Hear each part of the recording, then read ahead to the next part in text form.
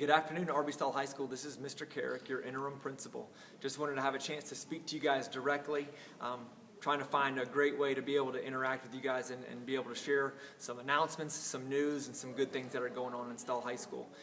What I usually do at the beginning of the year, this has been a transition for Mr. Wilson and I into this position, but at the beginning of the year I usually like to talk to students about the idea of our mindset when we come into school, whether we are going into a job, going into work, going into any type of task, to have a growth mindset as you approach it. You have two mindsets that you can have, the growth mindset or the fixed mindset. And so what I always try to emphasize is the idea of bringing in a growth mindset is probably the most valuable thing that you can take into any situation, and school included. The one thing that our growth mindset will allow us to do is to approach a problem or a challenge with the idea of improving or getting better. Fixed mindset is kind of the idea that we're stuck right at the level that we're at. The science behind this is really related to your intelligence. Your IQ, or your intelligence quotient, is something that measures your average intelligence, is something that is fluid. Fluid means it's not stable. So literally at school, you can learn and grow and develop, and your IQ will actually increase. You can disengage from school or learning, and you can actually see over time your IQ decrease. So most people have the idea that your IQ, you're just born smart or you're not smart, and that's all there is to it. You have or you don't. And the science and the reality behind that is that's not the case at all. The more you engage in learning, the more you challenge yourself, the more you actually see your intelligence increase over time, your IQ increases. So trying to debunk the myths about intelligence and the reality about intelligence is something that you have to set in your mind. A lot of teachers read the book Mindset a couple years ago, and one of the biggest things that I took away from that personally, I've got 3 kids at home also, and one of the things I took away is, you think you should always tell your kids how smart they are and how great they are, but I stopped after I read that book. I stopped telling my kids how smart they were. They were still young, so hopefully I didn't do too much damage to them, but I stopped telling them how smart they were. And when you think about the science behind a fixed mindset, telling someone that they're very, very smart actually fixes their mind that they've got it. So anytime they experience failure or experience challenge, then they question themselves and actually resist anything that's challenging.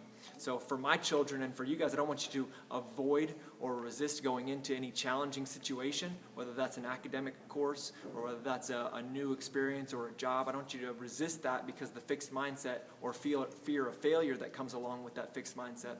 But I want you to go into it with the growth mindset, to where you attack a challenge, instead of affirming and being affirmed for being smart or intelligent or doing a great job, you should be affirmed for the effort and attempt that you put in there. So when my students bring in great grades to me, instead of telling them how smart they are, I tell them, you must have worked really hard to have this success. So they're affirmed for how they're doing and what they're doing, not that they're smart or they're not smart. We see it in school by the idea of students that say, I'm bad at math, I'm good at math, or I don't like writing. Those are all fixed mindset.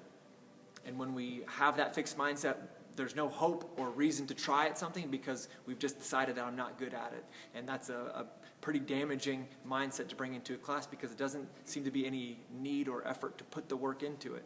So here we focus on that idea of that growth mindset, and hopefully you will take that growth mindset. Any problem or challenge or course that you walk into, if you put the work in, your abilities will grow and develop in that area. So that's just my little 2 cents that I want you guys to think about. As an interim principal, I'm honored to have you be students here, and I think you're at the best school in Charleston County that you could be in to grow and develop as a student. Whatever your goals are personally, you can achieve them if you put the work into it. Change gears a little bit, I want to talk about the surveys you guys completed the last couple weeks. I appreciate that. I got a lot of feedback from those surveys. A lot of it was encouraging, but you also brought up a lot of concerns and issues that you have. And I want you to know that when you express those and take the time to tell me what the concerns are that you have, that those are heard and action will be taken with it. One of the things that I've known as a problem that you guys reiterated to me needs more attention is our cafeteria lines at lunch. One of the things I'm going to put an emphasis on for our student concern and administrators and teachers that are down on lunch duty is standing around those lines. Nothing more infuriating than to be standing in line for 10 or 15 minutes and people cutting in front of you in line. So I want you to know that I heard that main concern, and I'm addressing that concern for you guys. Other big thing that I wanted to mention, upcoming, today's Friday, next week when we come back, it's our Coming Home Spirit Week. So we're going to have dress days Monday through Friday. We're going to have spirit activities. We're going to end the week in a pep rally. The other main thing that came out in the surveys was, where's the fun, Mr. Carrick? Where is the fun? So I wanted to be able to bring that back for us. We need to be able to have fun in a positive way. When we have dress days, we need to dress appropriately, follow the dress code that is set up by the school, or follow the dress days that our student council has set up for us. So I want to encourage your participation in that, and I want to see you guys show some of that school spirit that we've got. And I've got high expectations for what our pep rally is going to look like on Friday. Also next week, along with our Pep Rally Spirit Week, is going to be our award ceremony. So we have a chance to celebrate, come together as grade levels, and award those students that are perfect attendance, A, B honor roll, and A honor roll. So plan on advisories all week next week. We'll go to our regular 4 classes, but every day during our warrior time, for our new students and for our returning students, we'll have a week of advisories as we celebrate the successes you guys showed in your first semester classes. So thank you for that great work. This is going to be one of many, so we'll keep this going. I'm going to try to speak to you guys every advisory, talk to you about stuff that's going on. Growth mindset and the idea that you take into your class with you every day couldn't be more important. We're going to build from this point on and talk about your college and career readiness, ACT opportunities, college scholarships, courses that we're taking, everything that I think is super important. I'm going to speak to you guys about on a weekly basis. But thank you for your attention today. I hope you guys had a great first couple days, and have a great second week next week.